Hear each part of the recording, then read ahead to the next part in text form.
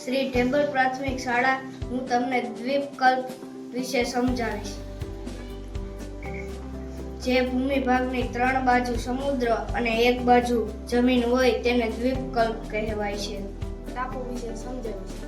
જે ભૂમિભાગની 4 બાજુ પાણી હોય તેને ટાપુ કહે છે.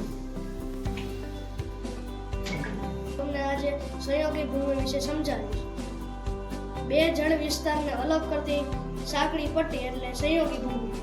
હું આજે તમને ટાપુ વિશે સમજાવીશ. જે ભૂમિભાગની 4 બાજુ જળ વિસ્તારથી ઘેરાયેલો હોય તેને ટાપુ કહે છે. હું આજે તમને ખીણ વિશે સમજાવીશ. 2 પર્વતોની હારમાળા વચ્ચે આવેલ નીચાણવાળા ભાગને ખીણ કહે છે. આજે તમને સામુદ્ર ધુની વિશે સમજાવીશ. હું તમને સામુદ્ર ધુની વિશે સમજાવીશ. આ 2 જળ વિસ્તારને જોડતી સાંકડી પટ્ટીને સામુદ્ર ધુની કહે છે.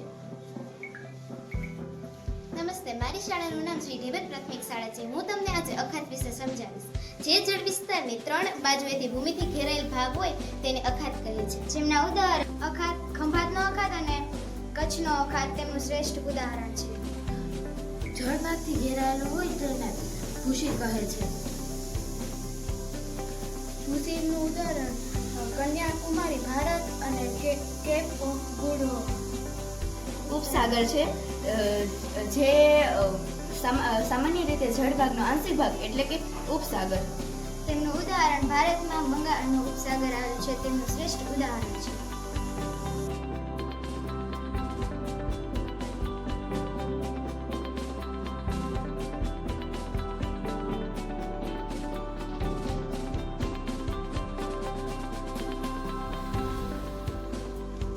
જો આ રીતે જમીનની અંદરથી જ્યારે લાવા નીકળે ને ત્યારે જો આવી રીતે જો આ રીતનું આખું મેપમાં થાય. પ્રોજેક્ટનું આયોજન કર્યું છે જેમાં તમે બધાએ ખૂબ સરસ મજાનો પ્રોજેક્ટ કર્યો છે. આ સંકલ્પના એકદમ સરળતાથી જો સમજી શકાય કે ટાપુ છે તો જેની ફરતે સમુદ્ર આવેલું છે અને વચ્ચે શું છે, જમીન છે, તો એને શું કહેવામાં આવે છે, ટાપુ. કે જેની ફરતે